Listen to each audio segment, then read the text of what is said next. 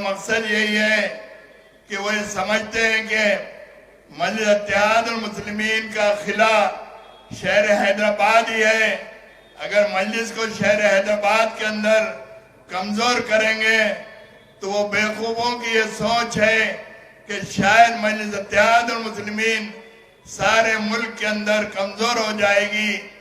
मुझे आपसे यही कहना है कि आज जैसा कि परसों पहली तारीख के दिन पोलिंग है, आप अपने एक एक वोट का इस्तेमाल सुबह फजर के साथ निकलकर आप अपने एक एक वोट का इस्तेमाल मजलिस इत्तेहादुल मुस्लिमीन के हक में करें। और आपके जितने भी अफराद खानदान हैं, लोगों की ये सोच होती है कि हमारे एक वोट डालने से नहीं डालने से क्या फर्क पड़ता है, मजलिस इत्तेहादुल मुस्लिमीन ही मुंतखब होकर आती है। आप अपने जहनों से ये सोच को निकाल दीजिए। आप इस मर्तबा खुसूस कर ये घासी बाजार का जो इलाका है, यहाँ पर जो अगियार हैं, तमाम के तमाम फिरका परस्त हैं, ये कोशिश कर रहे हैं कि शहर हैदराबाद के अंदर मस्जिद जिन जिन इलाकों से खड़ा की है जहाँ पर अगियार की तादाद ज्यादा है और जो फिरका परस्त जहनियत रखते हैं, वो कोशिश कर रहे हैं कि उन इलाकों से मजलिस इत्तेहादुल मुस्लिमीन को शिकस्त दें।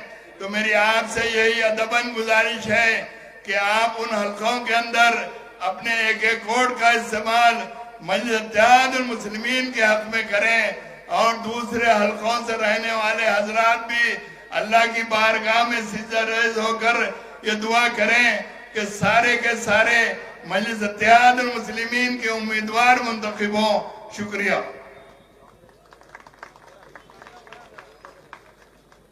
अभी आपसे सीनियर रुकन असम्बली मजलिस अली जनाब अलहाज मुमताज अहमद खान साहब मुखातिब थे। आइए मैं मोहतरमा दीपा दास से गुजारिश करूंगा कि वो जलसे को मुखातिब करें।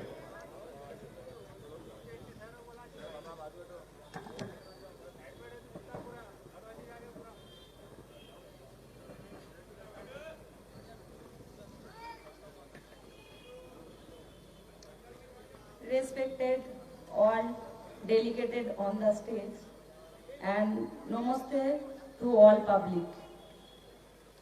আমি একজন बंगाली, मैं बंगाली हूँ, तो मैं बंगाली में कुछ बोलना चाहूँगा।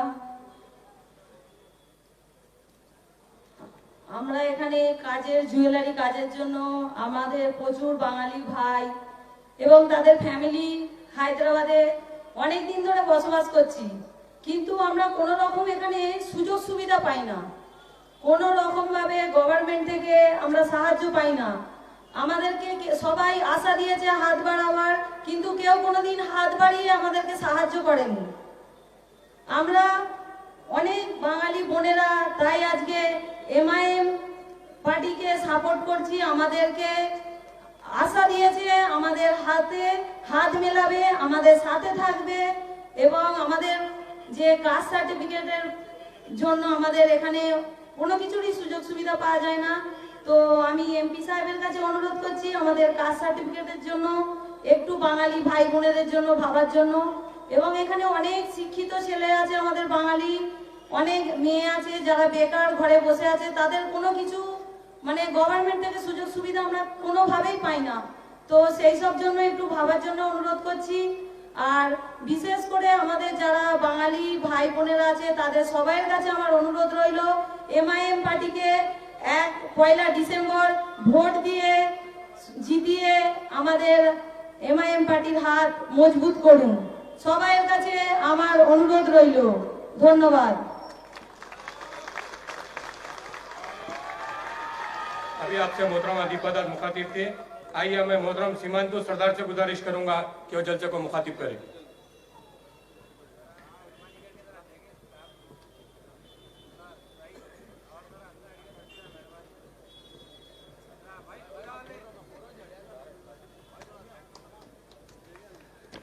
नमस्कार साथियों, अस्सलाम वालेकुम।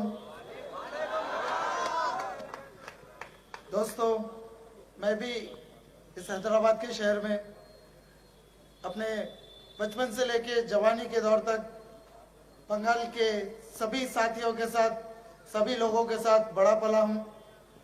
साथियों, आज इतने बड़े मंच पे हम बंगाल के जो माइग्रेंट्स थे, जो आज यहाँ बस रहे हैं, हमें आगे बढ़ने का मौका मिल रहा है तो सिर्फ और सिर्फ AIMIM पार्टी की तरफ से। तो मैं तहे दिल से शुक्र अदा करना चाहूंगा समस्त MIM पार्टी के बड़े लीडर्स, जो भी हमारे ग्राउंड वर्क थे, सभी साथियों को, सभी भाइयों को, सभी मेरे बड़े सभी को। और कुछ शब्द में बंगाली में भी कहना चाहूंगा। साथियों, বন্ধুজন, দেখতেই পাচ্ছেন যে এত বড় মঞ্চে আমরা ওটার স্বপ্ন দেখিনি কোনোদিন। আমাদের সাহস দেয় না কেউ যে আমরা এমন এক জায়গায় পৌঁছাবো যাতে লোকেরা আমাদের দেখে বলবে না এরা কিছু একটা কাজ করছে, তাই এই জায়গায় এসে পৌঁছাচ্ছে। মনে রাখুন বন্ধুজন, আমরা শুধু এখানে কাজের ক্ষেত্রে আসিনি, আমরা এসেছি এই শহরে হায়দ্রাবাদকে ডেভেলপ করতে, এই শহরে হায়দ্রাবাদের নাম রোশন করতে। জানা আছে যে হায়দ্রাবাদের নাম করার জন্য অনেক বাসিন্দারা এসে এখানে বাস করছে, কিন্তু আমরা বাঙালিরা না খেয়ে না শুয়ে দিন রাত কাজ করি, দিন রাত নিজেদের রক্তর মতন ঘাম ছুটিয়ে নিয়ে এই শহরের জন্য হাত মজবুত করার জন্য দিন রাত খাটি। কিন্তু বন্ধুজন, আজ পর্যন্ত আমরা কারোর কাছে সাহায্য পাইনি। আপনাদের জানিয়ে দিই, আমরা হয়তো এখানে গত 60 থেকে 70 বছর বা আরো বেশি বছর ধরে আছি, কিন্তু আমাদের দিকে এত ভালো নজর কেউ রাখেনি। এত যে পার্টি মেম্বারসরা আছে, যে বিজেপি বলুন, TRS বলুন, TDP বলুন, যারাই, আমরা বাঙালিরা সমস্ত সবার হাত ধরে চলার চেষ্টা করেছি, সমস্ত সাহায্য পাওয়ার জন্য চেষ্টা করেছি, বাঙালি বাচ্চাদের ভালো শিক্ষা দেওয়ার চেষ্টা করেছি, বোনেদের কিছু সাহায্য করার চেষ্টা করেছি। কিন্তু না, আমাদের বাঙালিদের শুধু দেখতো, কাজের সময় কাজ নিত আর ভুলে যেত। But first time in my life আমি দেখেছি AIMIM এর দল সমস্ত মেম্বাররা এগিয়ে এসেছে, আমাদের হাত ধরেছে আর সাহায্য করার ওয়াদা করেছে। এবং এখন মধ্যেও এই গত 3 বছরের মধ্যে অনেক বাঙালিরা এই জায়গা থেকে অনেক কিছু পেয়েছে। তাই আশা করছি বন্ধুজন, আপনারা সবাই মিলে AIMIM দলকে ভোট দিয়ে অবশ্যই এনাদের হাত মজবুত করবে, সদ্দিন স্যারের হাত মজবুত করবে, মুমতাজ খান সাহেবের হাত মজবুত করবে। যেখানে যারাই আছেন সবাই 1 তারিখে সকাল সকাল উঠে যে যেরকম থাকেন অবস্থায় স্নান করে সাবধানের মধ্যে যাবেন, ভোট দিয়ে AIMIM পার্টিকে অবশ্যই জিতাবেন। ধন্যবাদ। Thank you so much. आइए मैं रियासत बिहार से नौ मुंतखबा रुकन असेंबली जनाब इजहार हस्ती साहब से अदबन गुजारिश करूंगा कि वो जल्से को मुखातिब करें।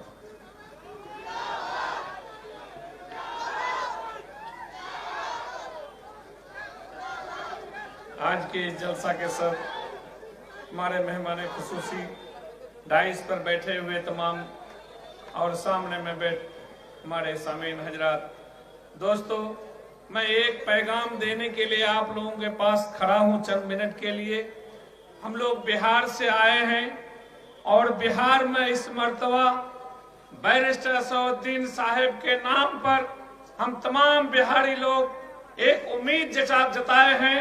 और उस उम्मीद के अलावा अभी जो विधानसभा इलेक्शन हुआ उसमें हम तमाम बिहार के लोग मिलकर 5 MLA को चुन करके भेजा गया है विधानसभा में।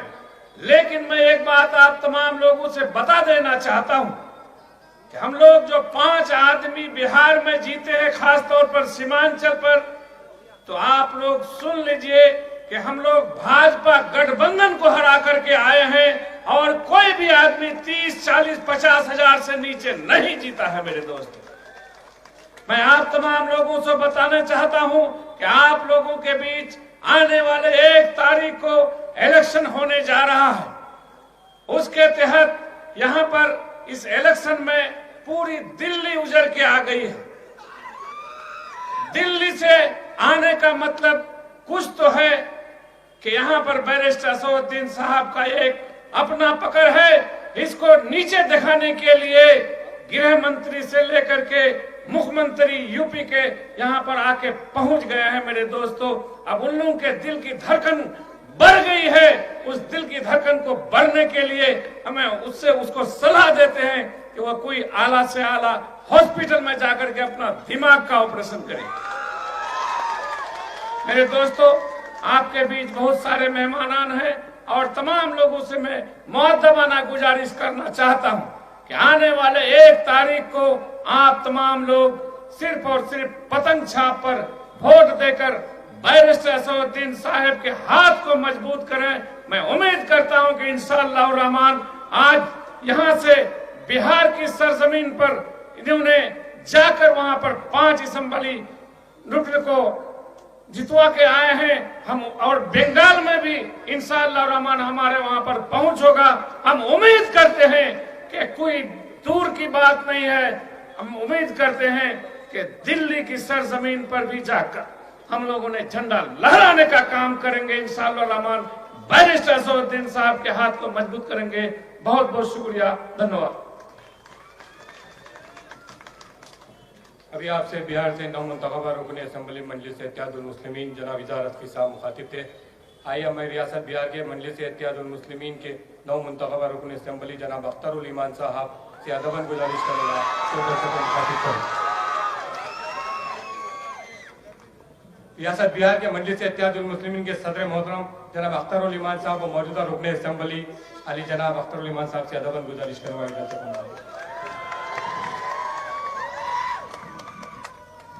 वतन अजीज़ के बहुत ही मारूफ मशहूर उल्फत मोहब्बत और सुजात के शहर हैदराबाद के मुकामी इंतज़ामिया के ताल्लुक से कॉरपोरेशन के इलेक्शन के मरकजी जलसे में हम सबों के महबूब नज़र मैदान सियासत के वली कामिल जनाब बैरिस्टर असदुद्दीन अवैसी साहब, दाइस पे तशरीफ फरमा जनाब भाई इम्तियाज जलील साहब, मुअज़्ज़ज़ रुकन पार्लियामेंट जनाब मुमताज अहमद साहब,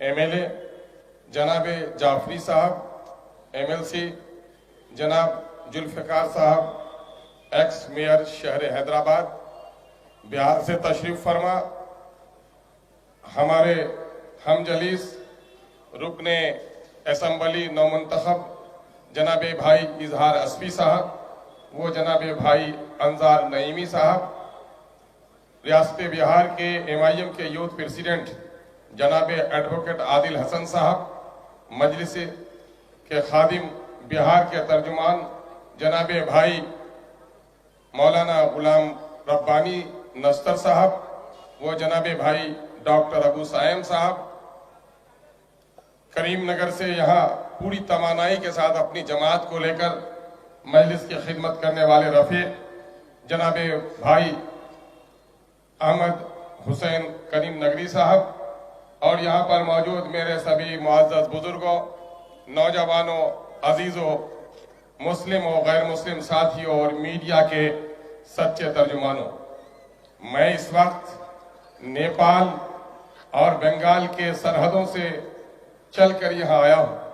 मुझे अपनी कमाईगी का एहसास है कि इस शहर खिरत को मैं कोई अक्ल और शऊर की बात नहीं बता सकता, क्योंकि उस अंधेरे में चिराग आपकी बदौलत रोशन हुआ है और हम 1-2 नहीं 5-5 वहाँ कामयाब हुए हैं।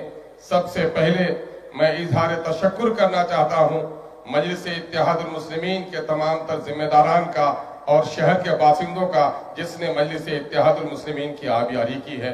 मैं आपका शुक्रिया अदा करता हूँ। मैं इस वक्त 2 बातें मुख्तसर कहना चाहूँगा कि इलेक्शन के ताल्लुक से, कॉरपोरेशन के इलेक्शन को, बल्दिया के इंतखाब को, गलियों की सफाई, नालियों की तामीर, रोशनी के इंतजाम के इलेक्शन से ताबीर किया जाता है। लेकिन जब आप अपनी अजमत पर जरा गौर तो कीजिए कि इस वक्त पार्लियामेंट की लड़ाई में जिस तरह से लोग बेचैन होते हैं, दिल्ली के 56 इंच के सीने वालों को भी नाक रगड़ने पर आपने मजबूत कर दिया है कि आपकी अहमियत कितनी है, कि आप कौन सा इलेक्शन लड़ रहे हैं। मेरे भाइयों, इस अजमत का जरा ख्याल रखिए कि आपने सिर्फ यहाँ पर मजलिस इत्तेहादुल मुस्लिमीन को खड़ा नहीं किया है, बल्कि मैं दावे के साथ और फख्र के साथ, बड़े इत्मीनान के साथ अजीजी आदिल हसन एडवोकेट के जुमले को दोहराता हूं कि भले ही वतन अजीज के लिए दारुस सल्तनत के नाम पर दिल्ली का नाम लिया जाता है, लेकिन पूरे वतन में, पूरे भारत में किसी बेटी की इज्जत टूटती है, किसी का कारोबार लुटता है, किसी नौजवान के सीने पे जब गोलियां चलाई जाती हैं, तो मजलूम बस्ती जिसकी तरफ नजर करती है वो शहर हैदराबाद है। यानी मजलूमों के दारुल सल्तनत का नाम शहर हैदराबाद है। क्या दिया नौजवानों?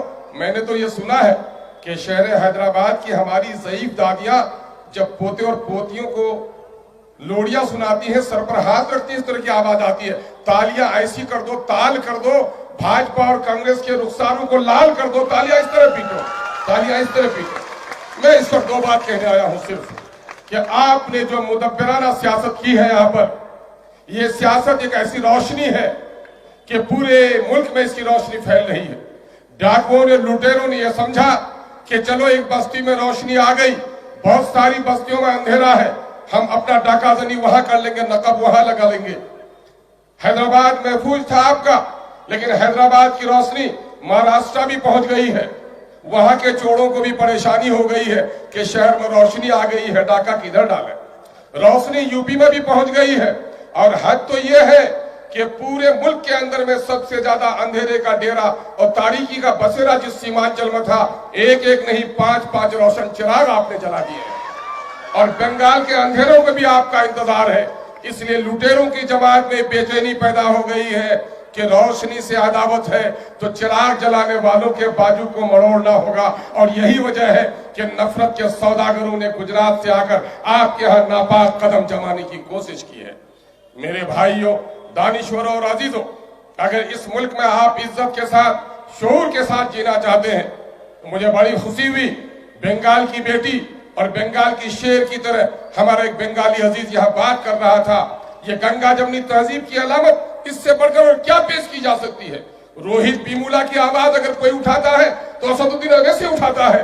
जालिमों, तुम्हारी इस बात में सदाकत नहीं है कि मजलिस इत्तेहादुल मुस्लिमीन सिर्फ मुसलमानों की जमात है, बल्कि कान खोल कर सुन लो कि मजलिस इत्तेहादुल मुस्लिमीन पूरे मुल्क में मजलूमों की जमात का नाम है, जालिमों को पंजा मरोड़ने वाली जमात का नाम है। इसलिए आपकी बड़ी जिम्मेदारी है कि इस रोशनी की आबियारी की, इस रोशनी की हिफाजत कीजिए। इस चिराग को और तेल डालिए। देखिए, दरख्त, पौधा जब खड़ा होता है तो उसको जमीन चाहिए और जड़ें जितनी फैलती हैं, टहनियां और उसके साथ अगर जड़ों में पानी हो, आबियारी हो, खाद डाले तो उसके पत्तों में हरियाली आती है।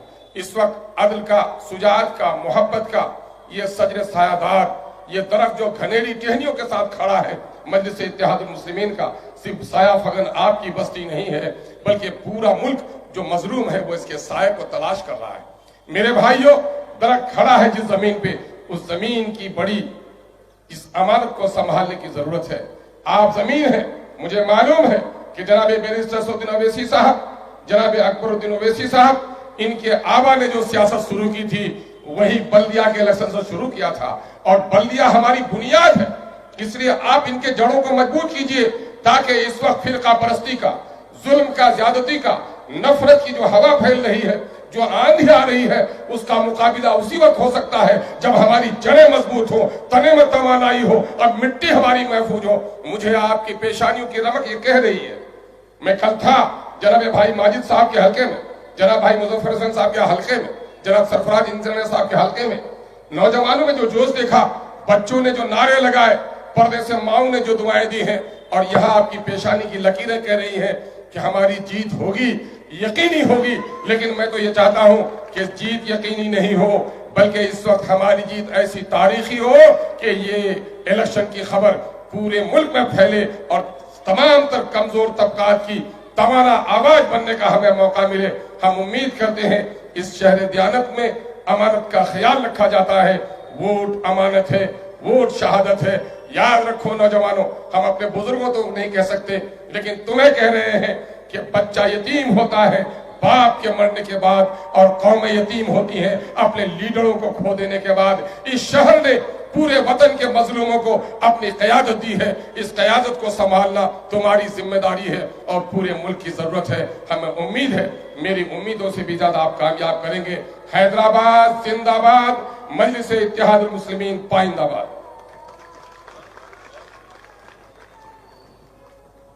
अजान हो रही है, नमाज का वक्त है, कुछ देर के लिए जलसे को वक्फा दिया जाता है। इंशाल्लाह बाद नमाज के जलसे का दोबारा कार्रवाई का आगाज होगा। बाद अजान के बाद इंशाल्लाह जलसे का दोबारा आगाज होगा।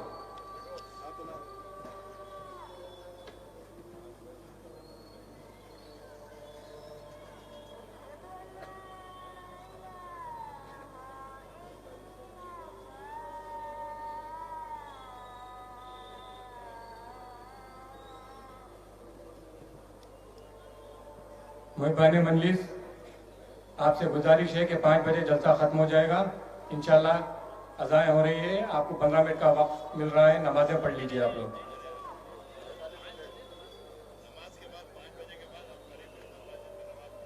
5 बजे के बाद इंशाल्लाह आप लोग नमाज अदा कर लीजिए। 5 बजे जलसा खत्म हो जाएगा।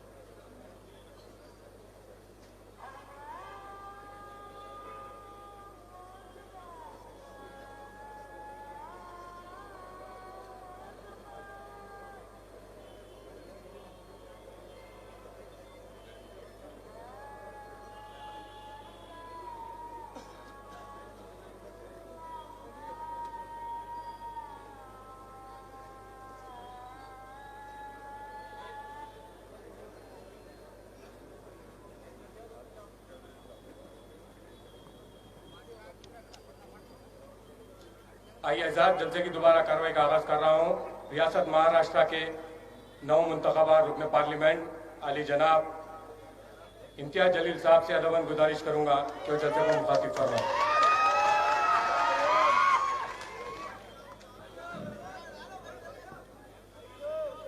नकीब मिल्लत जनाब बैरिस्टर असदुद्दीन अवैसी साहब, बिहार तेलंगाना के लेजिस्लेटिव असम्बलीज़ के हमारे तमाम MLAs, मजलिस इत्तेहादुल मुस्लिमीन के तमाम जिम्मेदारान, नौजवानों, साथियों, बुज़ुर्गों, मैं यहाँ पर आप लोगों के जोश, जज्बे, हिम्मत और ताकत को सलाम करने के लिए आया हूँ। वो इसलिए सलाम करने के लिए आया हूँ कि ये आप लोगों की ही ताकत है जिसने मजबूर कर दिया कि हिंदुस्तान के गृह मंत्री अमित शाह को भी हैदराबाद की सड़कों के ऊपर घूमना पड़ रहा है। ये आप लोगों की ताकत, आप लोगों के जोश और जज्बे का नतीजा है कि आज हिंदुस्तान में कहीं पर भी कोई ऐसा इलेक्शन इससे पहले कभी देखा नहीं गया है कि जहां पर महज एक बल्दिया का इलेक्शन है, लेकिन उस बल्दिया के इलेक्शन में केंद्रीय मंत्रियों की एक फौज, मुख्यमंत्रियों की एक फौज, पूरी भारतीय जनता पार्टी यहां पर हैदराबाद में डेरा जमाए हुए है। हम एक सवाल करना चाह रहे हैं भारतीय जनता पार्टी से, अगर पूरी फौज को यहां पर भेज दिए है, मोदी जी आप क्यों नहीं आए? आप भी आ जाते, देख लेते हैदराबाद कैसा शहर है, हम घुमाते आपको चार मीनार, पुराना शहर कैसा है। लेकिन आपको ये मालूम है कि हम हिंदुस्तान में कहीं पर भी जा सकते हैं, हम देश भर में कहीं पर भी जा सकते हैं, लेकिन हैदराबाद में किसी की दाल गलने वाली नहीं है, ये आप बखूबी जानते हैं। इसीलिए जो डर और खौफ आपको सताया तो आपने सबको भेज दिए, खुद दूर रहे। आप तो कल हैदराबाद आए थे वैक्सीन ढूंढने के लिए कि वैक्सीन कैसे बन रही है कोरोना की। 1 तारीख के दिन आपकी पार्टी को हैदराबाद की आवाम कैसा इंजेक्शन देने वाली है ये भी आप देख लेते थे तो आपको समझ में आ जाता था। लेकिन नहीं, वैक्सीन कोरोना का ढूंढने के लिए आएगा। 4 तारीख के दिन आपको पता चलेगा कि हैदराबाद की आवाम कुछ हटकर है। दोस्तों, बुजुर्गों, साथियों, अगर इस देश के अंदर अगर हमने आप लोगों से कुछ सीखा है और आप लोगों ने हमें कुछ सिखाया है तो बैरिस्टर असदुद्दीन अवैसी साहब की क़यादत में इस मुल्क के मुसलमानों को, दलितों को, पिछड़ों को अगर आपसे हमने कुछ सीखा है तो अगर इस मुल्क में जीना है तो सीना चौड़ा करके और सर ऊंचा करके चलना हम लोगों ने आपसे सीखा है। मेरे भाइयों, आप लोग मुबारकबाद के हकदार हैं। आज अगर हिंदुस्तान के अंदर अगर हम कोने कोने के अंदर मजलिस इत्तेहादुल मुस्लिमीन पहुंच रही है, फैल रही है, ताकत बनकर खड़े रह रही है। बिहार के अंदर हमने महज 5 सीटें क्या जीत ली। 5 सीटें किसी एक असेंबली के लिए बहुत बड़ा आंकड़ा नहीं होता है, लेकिन असर उसका क्या हुआ है आप अच्छी तरह से जानते हैं। हमने बिहार के अंदर 5 सीटें क्या जीत ली, इतना हड़कंप मच गया मानो असदुद्दीन अवैसी साहब वजीर आजम की कुर्सी के ऊपर जाकर बैठ गए हैं। बैठेंगे इंशाल्लाह, वहां पर भी बैठेंगे इंशाल्लाह, लेकिन उसका असर क्या हुआ है। हम 5 सीटें क्या जीत लिए वहां पर, अब महफिल सजती है भारतीय जनता पार्टी की, महफिल सजती है कांग्रेस पार्टी की, महफिल सजती है आरजेडी की, महफिल इन सब की सजती है, लेकिन चर्चा हमारा होता है, चर्चा हमारा होता। बस ऐसा हो गया है कि ये हैदराबाद की एक जमात, हैदराबाद की एक जमात जिसके बारे में लोग कहते थे कि ये सिर्फ हैदराबाद तक महदूद है, बाहर इसे कोई जानता नहीं, कोई पहचानता नहीं। हैदराबाद के बाहर मजलिस का वजूद क्या है, लोग ये सवाल करते थे। हद तो ये हो गई कि लोग ये तक कहते थे कि बैरिस्टर असदुद्दीन अवैसी साहब अकेले पार्लियामेंट के अंदर इतने सालों से जाते हैं और अकेले ही रहेंगे, लेकिन नहीं, आप लोगों की दुआओं की वजह से अब असदुद्दीन अवैसी साहब पार्लियामेंट में अकेले नहीं बैठते हैं, मैं भी बैठता हूं आप लोगों की दुआओं की वजह से। और इतने घबराए हुए हैं, सोचते थे कि नहीं ये तो अकेले रहेंगे। तो जब हम 2 गए पहले मर्तबा पार्लियामेंट के अंदर, इतनी तकलीफ हुई उनको, इतनी तकलीफ हुई कि 1 के 2 हो गए। तो जिस दिन पहला दिन था, मुझे मालूम है नरेंद्र मोदी साहब ने अमित शाह से हम दोनों को देखकर क्या पूछा था जानते हैं? अरे ओ सांभा, अरे ओ सांभा, कितने आदमी है रे? तो सांभा ने जवाब दिया, साहब है तो 2 लेकिन 200 पे भारी है। अल्हम्दुलिल्लाह ये शुरुआत हुई। और जब मैंने पार्लियामेंट के अंदर पहला भाषण दिया तो एक भाजपा का एमपी बोला, पहले वो तो बोलते थे अब तुम भी बोलेंगे। मैंने कहा मजलिस इत्तेहादुल मुस्लिमीन गूंगे मुक्के बहरों की जमात नहीं है, बोलने वालों की जमात है और हम बोलेंगे, डटकर बोलेंगे। पहले तुम बोलते थे, हम सुनते थे, अब हम बोलेंगे और तुम्हारे बात को भी सुनना पड़ेगा, सुनना पड़ेगा। कब तक ये खामोश मिजाजी तुम्हें जीने नहीं देगी। इस दौर में जीना है तो कोहराम मचा दो। सुना है अमित भाई चले गए, मैं अमित भाई कह रहा हूं, वरना हैदराबाद की हमारी एक बहन ने कुछ अलग नाम दी थी, मैं नाम नहीं देने वाला हूं, मैं नहीं बोलने वाला हूं। वरना ये बैठे हुए हैं सामने लेकर इसमें कि वह बनाते तब बनाते। क्या बोली थी मुझे नहीं पता, अब बोलिए। ठीक है मेरे भाइयों, मैं आप लोगों से सिर्फ इतनी इल्तिजा करने के लिए आया हूं। ये इलेक्शन और पहले के इलेक्शन में जमीन और आसमान का फर्क है। आपने देखा होगा कि इस इलेक्शन के अंदर जिस तरह की ताकतें इकट्ठा हो गई, हर एक का मकसद यही है कि मजलिस इत्तेहाद और मुस्लिमीन के गढ़ के अंदर अगर हम उन्हें कमजोर कर देंगे, अगर अपने गढ़ के अंदर इन्हें हम खत्म कर देंगे, तो हम आगे का सपना, एक ख्वाब जो देख रहे हैं आप लोगों के लिए, चाहे वो पश्चिम बंगाल हो, उत्तर प्रदेश हो या देश के कोने कोने में, वहां पर जाने के लिए। वरना कहीं पर ऐसा इलेक्शन नहीं हुआ है जहां पर बड़े बड़े नेता आते हैं, इस तरह की बयानबाजी करके चले जाते हैं। हमारी एक पश्चिम बंगाल की बहन ने बंगाली के अंदर आपने भाषण दिया है। आपको एक हम बात बताना चाहते हैं, जिस दिन आप मजलिस से हमारा ताल्लुक हो गया है, आप अगर इशारों में भी बात कर देती तो हमारी आवाम समझ जाती आप क्या कहना चाह रही है करके। ये मजलिस का एक रिश्ता है। लेकिन आज हमने देखा है हैदराबाद की सरजमीन के ऊपर कैसे कैसे बयान दिए गए। इसी तरह का एक बयान हमने बिहार में अख्तर उल ईमान साहब के एक जलसे के अंदर सुना था, जहां पर कांग्रेस के अध्यक्ष राहुल गांधी जी के मौजूदगी में वहां के एक उम्मीदवार ने कहा था कि असदुद्दीन अवैसी जो हैदराबाद से बिहार आया है, मैं उसके हाथ पैर तोड़ के वापस उसे हैदराबाद भेज दूंगा। पब्लिक ने उसी दिन तय किया कि तू क्या हाथ पैर तोड़ेगा, हम तुझे इलेक्शन के दिन दिखाएंगे। अख्तर उल ईमान साहब को 90,000 से ज्यादा वोट मिले, तो वो जो हाथ पैर तोड़ने की बात कर रहा था वो 20,000 में ही लपेटा गया। और अब यहां पर एक भाजपा का नेता कहता है कि अगर हम चुनकर आ गए तो हम अवैसी भाइयों को अपने पैरों के नीचे रखेंगे। एक गंजू, समझता है गंजू,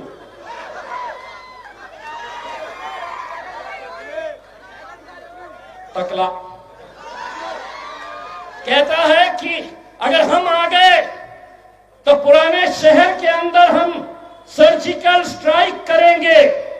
मैंने कहा कर ले, शर्त यह है जिस दिन तेरे सर पे बाल उग गए उस दिन कर ले सर्जिकल स्ट्राइक। तीसरा कहता है कि ये जो बैरिस्टर असदुद्दीन अवैसी है, तुम अगर यहां पर उन्हें वोट देते हैं तो वो बिहार में ताकतवर होता है, यहां पर वोट देते हैं तो पश्चिम बंगाल, उत्तर प्रदेश में ताकतवर होता है। यहां के लोग देंगे और इंशाल्लाह वहां पर मजलिस ताकतवर होगी, होगी, जरूर होगी। और आप लोगों को यह जिम्मेदारी उठाना है मेरे भाइयों। आज आप जो माहौल भारतीय जनता पार्टी यहां पर करने की कोशिश कर रही, एक नेता कहता है कि यह बैरिस्टर असदुद्दीन अवैसी जिन्ना, पाकिस्तान के जिन्ना, उनका दूसरा रूप है। अरे वो जिन्ना जो थे वो चले गए। असद भाई ने यह कहा कि जीना, यहां मरना, इसके सिवा वो जिन्ना थे चले गए। असद भाई ने बोले जीना, मरना, इसके सिवा बस यही रहना है हमको। अच्छे अच्छे आएंगे, 56 इंच के 56 आकर चले जाएंगे, लेकिन हैदराबाद की सरजमीन को कोई मजलिस से छीन नहीं सकेगा मेरे भाई, मजलिस से छीन नहीं सकेगा। और ये जो जितनी भी ताकतें हैं, जितनी भी ताकतें, अभी थोड़ी देर पहले मैं आज तक के एक डिबेट के ऊपर था, एक भारतीय जनता पार्टी वाला स्पोक्स पर्सन था, उसने कहा ये तो वो पार्टी है जो अकबर अवैसी देखो कैसी बातें करता है। मैंने कहा नींद आती है तुझे या रात भर अखबार अखबार अखबार अखबार अखबार अखबार अखबार अखबार अखबार। अरे 4 तारीख तक सो जा, तुझे समझ में आएगा कि तुम्हारी पूरी ताकत लगा दिए थे यहाँ पर मजलिस।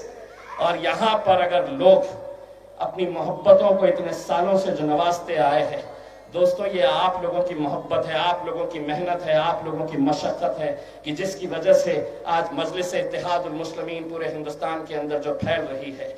यकीन मानिए, अगर इस बार अगर हम कमज़ोर हो गए तो कहीं ना कहीं आप ये समझ लीजिएगा कि मजलिस को यहाँ पर जो कमज़ोर करने की कोशिश की जा रही है, अपनी क़यादत को ख़त्म करने की कोशिश की जा रही है। मैं आप लोगों से अकबन गुजारिश करने के लिए, एक भाई और एक बेटे की हैसियत से मैं आपको इतना कहने के लिए आया हूँ, आप लोगों से ये एक भीख मांगने के लिए आया हूँ कि 4 तारीख के दिन जब नतीजे आए तो सिर्फ हैदराबाद इसका जश्न नहीं मनाना चाहिए बल्कि पूरे हिंदुस्तान ने मनाना चाहिए। और हम भी फख्र के साथ महाराष्ट्र के अंदर हमने ये कहना चाहिए कि हम भी आए थे आपके दरबार में आप लोगों से इल्तिजा करने के लिए और आप लोगों ने हमारा सुना है। बस जाते जाते आप लोगों से सिर्फ इतना कहना चाहूँगा, अगर मजलिस के साथ पूरी ताकत के साथ खड़े हैं मेरे भाइयों, तो एक बार दोनों हाथ ऊंचा करके मेरी आवाज़ के साथ आवाज़ लगाइए, मजलिस इत्तेहादुल मुस्लिमीन, मजलिस इत्तेहादुल मुस्लिमीन, बैरिस्टर असदुद्दीन अवैसी, जनाब अकबरुद्दीन अवैसी। बहुत बहुत शुक्रिया। जाते जाते 1 तारीख के दिन सिर्फ धपाधप धपाधप धपाधप पतंग के ऊपर मारिए। बहुत बहुत शुक्रिया। अभी आपसे औरंगाबाद के रुकने पार्लियामेंट अली जनाब इम्तियाज अली साहब मुखातिब थे। आइए मैं सदर कुल हिंद मजलिस इत्तेहादुल मुस्लिमीन अली जनाब नकीब मिल्लत बैरिस्टर असदुद्दीन अवैसी साहब से अदबन गुजारिश करूंगा तो जल्द को मुखातिब फरमाएं।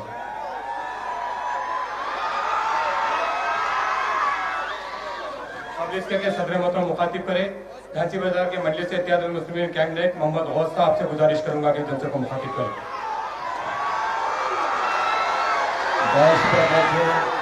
सदर मोहतरम और सारे MPs, MLAs, कारपोरेटर्स तमाम का बेहद शुक्रिया। दोस्तों, बुजुर्गों, नौजवान साथियों, पर्दे में बैठ के सुनने वाली मेरी माँ और बहनों, ये इलेक्शन ये आपके वक़ार का इलेक्शन है। कभी मैं अपनी सालाना मोहतरम की जिंदगी में जब पहली दफा 4 मीनार से इलेक्शन लड़ने के आए थे, यही खिलवत था। मैं अपना कारवां इस पार्टी के साथ यहीं से चालू किया था। तो उस टाइम पे हमने देखा था और जो फास्टी ताकतें थी कि उस दिन अज़म लिया था कि हम इस फास्टी ताकतों को हम बाहर करेंगे। एक छोटी सी गलती से 4 मीनार के दामन की जो सीट ये फास्टी ताकतों के पास गई।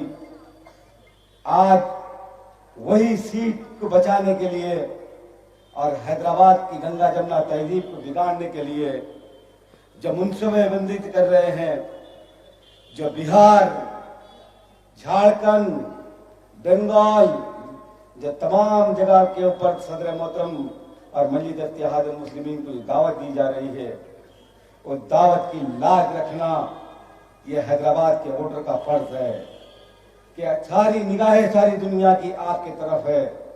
मैं आपसे सदर मोहतरम की मौजूदगी में मैं ये ऐलान कर रहा हूँ कि अल्हम्दुलिल्लाह एक टाइम में सदर मोहतरम ने कहा था कि या तो मैं सदर मोहतरम के खांदे पे जाऊंगा या सदर मोहतरम मेरे खांदे पे जाएंगे।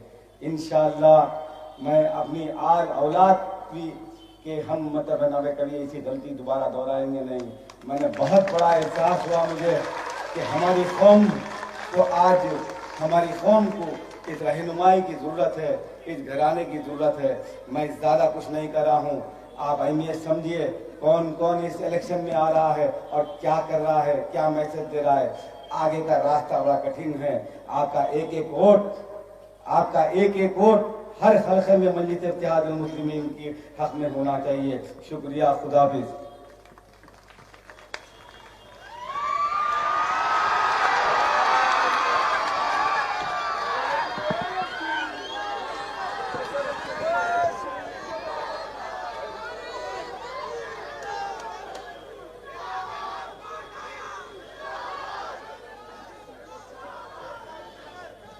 बिस्मिल्लाहिर्रहमानिर्रहीम।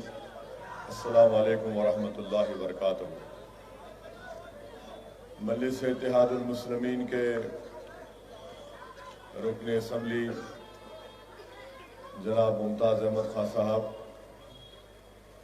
मजलिस इत्तेहादुल मुस्लिमीन बिहार प्रदेश के सदर व कायद मुखन्ना व रुकन असम्बली बिहार मोहतरम जनाब अख्तरुल ईमान साहब, कोचा दामन और बहादुरगंज बिहार के मजलिस इत्तेहादुल मुस्लिमीन के रुकन असम्बली जनाब अंजर नईमी साहब, इज़हार असफी साहब, औरंगाबाद के रुकन पार्लिमान मोहतरम जनाब इम्तियाज जलील साहब, जनाब आदिल साहब, मजलिस इत्तेहादुल मुस्लिमीन के तमाम उम्मीदवार, मेरे मजलिसी रुफ़ा, हाज़रीन इकराम, मेरे गयूर नौजवान साथियों और पसे पर्दा बैठकर सुनने वाली मेरी इज़्ज़तदार माँ और बहनों, बल्दी इंतखाबात की इंतखाबी मुहिम का ये आखिरी जलसा है और अल्हम्दुलिल्लाह पिछले 8 दिन से आप मुसलसल मजलिस के जलसों में मुख्तलिफ मजलिस के कायदीन की तकारीर को, उनके बसीरत फ़रोज़ खिताबात को सुना। मैं आपके दरमियान में खड़े होकर कोई नई बात नहीं करूँगा, सिर्फ दोबारा आपको इस बात की याद दिला रहा हूँ कि 1 दिसंबर के दिन आप तमाम को, हम तमाम को अपने वोट का इस्तेमाल करना बेहद ज़रूरी है। पोलिंग परसेंटेज बढ़ाना ज़रूरी है और पोलिंग परसेंटेज अगर माजी की तरह रहेगा तो ये हमारे लिए ठीक नहीं है, जमहूरियत के लिए ठीक नहीं है। तो इसलिए मेरी गुजारिश है कि सुबह 7 बजे से आप सीधा पोलिंग बूथ को जाकर मजलिस के उम्मीदवारों की कामयाबी के लिए अपने वोट का इस्तेमाल करिए और इस बल्दी इंतखाबात में आपको बैलेट पेपर दिया जाएगा। बैलेट पेपर पर मजलिस का निशान पतंग देखकर वहां पर आपको मोहर लगाना है और उसको मोड़कर एहतियात से फोल्ड करके जो बैलेट का डब्बा है, बॉक्स है, उसमें आपको अपना बैलेट पेपर डालना है। ये याद रखिए, अपने घर में सबको बताइए, अपने दोस्तों को बताइए। अब जहां सवाल मजलिस की मुखालिफत का, बहुत से लोग ये मुझसे पूछ रहे हैं कि बीजेपी की तरफ से, कांग्रेस की तरफ से मजलिस के खिलाफ बड़े पैमाने पर इस इलेक्शन में इंतखाबी मुहिम चलाई गई। मैं याद दिलाना चाहता हूं कि आज के इस जलसे में साबिक़ मेयर मीर जुल्फ़िकार अली साहब भी बैठे हुए हैं। अगर मेरा हाफिजा सही है तो आज से 32 साल पहले जब बल्दिया के इंतखाबात हुए थे तो मीर जुल्फ़िकार अली साहब 4 महल से मजलिस के उम्मीदवार थे और वहां से जब पोलिंग हो रही थी, तेलुगु देशम की हुकूमत थी, एनटी रामाराव चीफ मिनिस्टर थे। तो अब जो पड़ोसी रियासत है आंध्र प्रदेश से, वहां से तेलुगु देशम का कोई एक आदमी नाम था जिसका नाम बम्बुलू श्रीवासी, बम्बुलू शिवारेड्डी नाम था। वो 4 महल में आकर मूसा बोली के पास बाज़ाब्ता बम फेंके थे। ये नौजवानों को नहीं मालूम, ये बुजुर्गों को मालूम होगा। चाचा जो लकड़ी उठा रहे थे जब से, देखो उनको मालूम होगा, आपको भी मालूम है। तो उसमें एक हमारी इज्जतदार माँ जख्मी हुई थी। तो जख्मी होने के बाद जब उनको अस्पताल लेकर जा रहे थे तो उस हमारी माँ ने कहा कि अस्पताल में जरूर जाऊंगी, पहले जो मकसद के लिए घर से निकली थी वो मजलिस को वोट डालना, वोट डाल के अस्पताल को गई। फिर दूसरा मरहला आया, चंद्राबाबू नायडू 2002 में चीफ मिनिस्टर थे। तो चंद्राबाबू नायडू बाज़ाब्ता पुराने शहर के गलियों में रोड शो किए थे एक चीफ मिनिस्टर होते हुए। खूब रोड शो किए। तो बड़े बाजार में उनका जलसा चल रहा था, अचानक एक चीज जुप बोल के सामने गिरी उनकी, तो देखे तो उसमें 8 नंबर की चप्पल थी। तो चंद्रबाबू नायडू भी आए थे, पूरी ताकत के साथ उन्होंने इंतखाबी मुहिम चलाई थी, मगर अल्हम्दुलिल्लाह अल्लाह ने मजलिस को कामयाब किया। तो ये मजलिस के लिए कोई नई बात नहीं है। हमेशा हमसे मुकाबला करने के लिए पूरे बातिल ताकतें अपनी ताकत लगाते हैं, पूरा मुत्तहिद होकर आकर मजलिस से इंतखाबात में मुकाबला करते हैं। मैं आपको ये दोनों वाकयात इसलिए बताया हूं, और खास तौर से नौजवानों को, कि जिस तरह हमारे बुजुर्गों ने मुत्तहिद होकर एक एक सीट पर मजलिस के उम्मीदवारों को कामयाब कराया, अब ये नौजवानों की जिम्मेदारी है कि अपने बुजुर्गों की कुर्बानियों को याद रखते हुए, उनके नक्श कदम पर चलते हुए, उनकी तरह बेबाकी और बहादुरी के साथ 1 दिसंबर के दिन सिर्फ एक चीज हमारे जहन में होना कि हमको अपना वोट डालना है, वोट डलवाना है। ये 2 काम अगर हम कर लेंगे तो इंशाअल्लाह ताला मुझे पूरा यकीन है कि मजलिस इत्तेहादुल मुस्लिमीन को एक अजीमुशान कामयाबी से हम किनार करेंगे, बल्कि पहले से ज्यादा मजलिस के अराकीन बल्दिया कामयाब होंगे इंशाअल्लाह ताला। तो मेरी आपसे गुजारिश है कि 1 दिसंबर के दिन अपने घर से निकलिए, सुबह सुबह अपने घर से निकलकर पूरे अफराद खानदान को लेकर अपने वोट का इस्तेमाल करिए। मेरी नौजवानों से गुजारिश नहीं है, बल्कि नौजवानों को जोर दे के कह रहा हूं कि खुदा के लिए मोटरसाइकिल पर बैठकर राउंड मारने पर मत निकलिए, अपना वोट डालिए, अपने घर वालों को लेके जाइए, उसके बाद सारी दुनिया की खबर करिए, वहां क्या हो रहा, इधर क्या हो रहा, वो क्या हो रहा।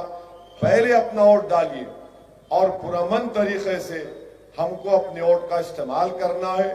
मजलिस की कामयाबी यकीनी है, चाहे कोई भी आ जाओ। मैं तो इंतजार कर रहा था कि वजीर आजम भी आ जाएंगे, मगर वजीर आजम प्लेन से उतर के एक उस जगह पर चले गए जहां पर कोविड की वैक्सीन बनाने की फैक्ट्री देखने चले गए।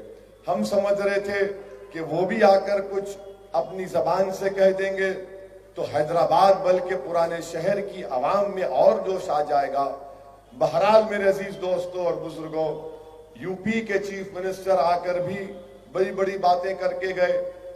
हम उनसे इतना ही उनके बारे में आपसे कहूंगा कि ये वो यूपी के चीफ मिनिस्टर हैं जब हाथरस में एक गरीब दलित बच्ची की इज्जत लूटकर, उसकी रेल की हड्डी को तोड़कर उसको छोड़ दिया गया खेतों में, और उसकी वजह से उस दलित लड़की का इंतकाल हो गया, तो यूपी के चीफ मिनिस्टर ने उस गरीब दलित बच्ची के माँ बाप को तक इजाजत नहीं दी उसका अंतिम संस्कार करते वक्त।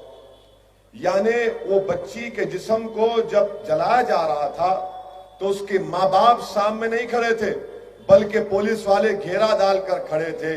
ये उत्तर प्रदेश के चीफ मिनिस्टर, उत्तर प्रदेश में ये इनकी कारकर्दगी है। ये इनकी कारकर्दगी है कि एक बच्ची को रेप किया गया और जालिमों ने इस तरह से रेप किया कि उसकी रीढ़ की हड्डी टूट गई थी, और जब उसकी आखिरी रसूमात का मामला आया तो उत्तर प्रदेश के चीफ मिनिस्टर ने कहा कि मरने वाले के मां बाप नहीं रहेंगे, पुलिस रहेगी। ये इनका रिकॉर्ड है। और अगर जो लोग यहां पर हुआ कर रहे, भाई साहब बहुत हुआ करके चले गए, हम भी हुआ कर सकते, तो याद रखो, बल्कि आम फाड़ भी कर सकते, हम इतना याद रख लो आप। और फिर दूसरा ये वो उत्तर प्रदेश के चीफ मिनिस्टर है कि एक जलसे में बैठे हुए थे तो उनकी पार्टी का एक आदमी ये कहा कि हम कब्रस्तानों से मुस्लिम औरतों की खबरों से लाशों को निकालकर उनकी अस्मत रेजी करेंगे। इन्होंने बोले, बैठे हुए थे, ये इनका रिकॉर्ड है। और इन्हों आकर हैदराबाद का नाम तब्दील करेंगे। मैं उत्तर प्रदेश के चीफ मिनिस्टर से ही कह रहा हूं कि दलितों पर जो जुल्म उत्तर प्रदेश में हो रहा है आप उसको खत्म करवाइए, रुकाइए, और एनएसए के नाम पर जो मासूम लोगों को, बैकवर्ड क्लास के लोगों को जेलों में डाला जा रहा है उसको बंद करिए। और उत्तर प्रदेश के हर पुलिस स्टेशन में अगर किसी का राज चलता है तो ठाकुरों का राज चलता है, क्योंकि उत्तर प्रदेश के चीफ मिनिस्टर भी ठाकुर हैं, योगी हैं मगर ठाकुर हैं। ये मुख्तसर सा इनका तारुफ कराया हूं, वो भी नहीं करता था मगर ये मीडिया वाले बोल रहे थे जरा कुछ बोल दो ना, हम चला लेते टीवी पे। ये होगा। अब फिर मीडिया के लिए कह रहा हूं, होम मिनिस्टर हैदराबाद को आए, मैं हर इलेक्शन की तकरीर में यह आपके दरमियान में कह रहा था कि बीजेपी ने रोहिंग्या का मसला उठाया, मैंने उठाया, आप आकर हमारे को खुजाए तो खुजली आपको हो गई। आपके बीजेपी के एक आदमी ने कहा कि हैदराबाद की वोटर लिस्ट में 30,000 रोहिंग्या है। बोलना तो इन्हों बोल देते, मगर जब जवाब इनको मिलता असदुद्दीन ओवैसी और मंजलिस की तरफ से, तो जवाब का कोई नहीं दे, खामोश हो जाते। मैंने कहा अगर 30,000 है तो 1,000 नाम बता दो, और अगर 30,000 है तो अमित शाह क्या कर रहे? अमित शाह सो रहे थे दिल्ली में। 30,000 अगर रोहिंग्या के नाम वोटर लिस्ट में, तो इसका मतलब यह है कि इलीगल है, आप निकालो ना उनको, कौन रोक रहे आपको? फिर इनका ही एक आदमी बोल दिया कि पुराने शहर में पाकिस्तानी, रोहिंग्या, अफगानी है। अच्छा 100 तो निकालो, 100 तो बताओ कितने इलीगल है अफगानी और पाकिस्तानी, 100 निकाल के बताओ, देखो ये है। आप वो भी नहीं बताते। अब होम मिनिस्टर ये बोल रहे नहीं मेरे लिख के दो मेरे को, मैं कहीं को लिख के दूंगा।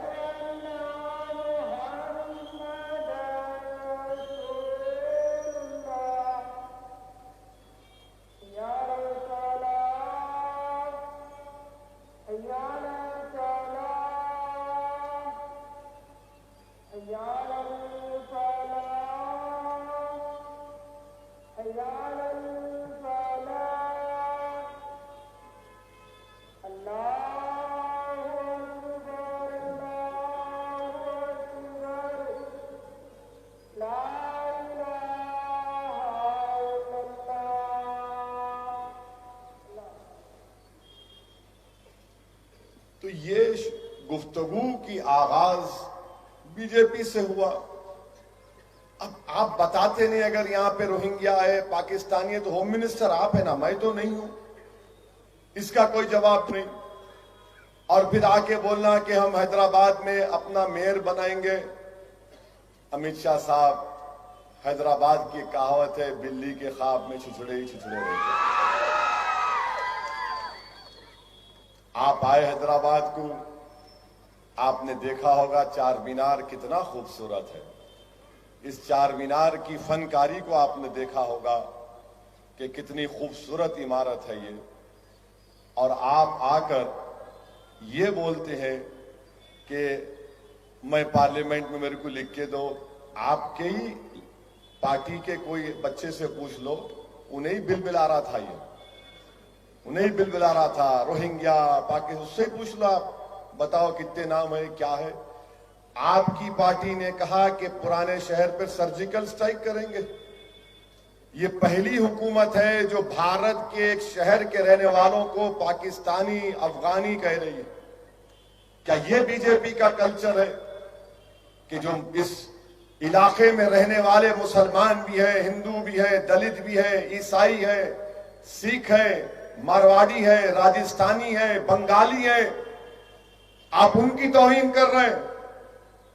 इंशाअल्लाह ताला ये पुराने शहर की आवाम इस तौहीन का जवाब 1 दिसंबर को देगी और बताएगी कि ये जो सर्जिकल स्ट्राइक की आप बात कर रहे थे ना, हम डेमोक्रेटिक स्ट्राइक करके दिखाएंगे बीजेपी के खिलाफ 1 दिसंबर को इंशाअल्लाह ताला। अब रहा सवाल ये कांग्रेस के लोगों का, अजीब है, एक सीट भी नहीं जीतेंगे देखो आप कांग्रेस वाले इंशाअल्लाह ताला। एक आदमी बोलता मैं वोट काट रहा हूं, एक आदमी बोलता इन्हों ये बोल रहे, दूसरा बोल रहा जहां असद भाई नहीं हमको दे दो। हा? मैं मरद नहीं, मेरा भाई मरद। हा? ये कब तक तुम लोगों में इत्तेहाद नहीं? एक बोल रहा मेरे खिलाफ, दूसरा ये बोल रहा। अने एक असदुद्दीन ओवैसी और मंजलिस के एमएलए खड़े हुए हैं, अतराफ में बीजेपी, कांग्रेस, टीआरएस भाग रहे, हम लोग खड़े रह के देख रहे। खेलो बेटा अट्ठा चम्मा, खेलो खेलो, देखेंगे तुम्हारा सदका फिर रहे हमारे। मंजलिस मंजलिस मंजलिस मंजलिस। अरे कोई तो हैदराबाद की बात करो। हैदराबाद में सबसे बड़ा मसला पोल्यूशन का हो गया, मालूम आपको? जो लोग मोटरसाइकिल चलाते हैं उनको मालूम होगा कि घर जाकर जब नाक साफ करते तो इतनी कालिक निकलती नाक में से। पोल्यूशन की बात करना है, पोल्यूशन को कंट्रोल करना है, तो इन्हों हिंदू मुस्लिम का पोल्यूशन क्रिएट करना चाह रहे बीजेपी वाले। 6.5 साल से हैदराबाद में अमन है। मैं फिर से पूछ रहा हूं बीजेपी के लोगों से कि 2019 से अब तक बीजेपी ने हैदराबाद के लिए कितने पैसे दिए? सैलाब जब आया तो बीजेपी ने कर्नाटका को पैसे दिए, हैदराबाद को क्यों नहीं दिए? कर्नाटका में करोड़ों रुपए दिए, हैदराबाद में एक पैसा नहीं दिए। ये जो 10,000 रुपये हैदराबाद की आवाम को मिले वो मजलिस ने नुमाइंदगी की थी चीफ मिनिस्टर से।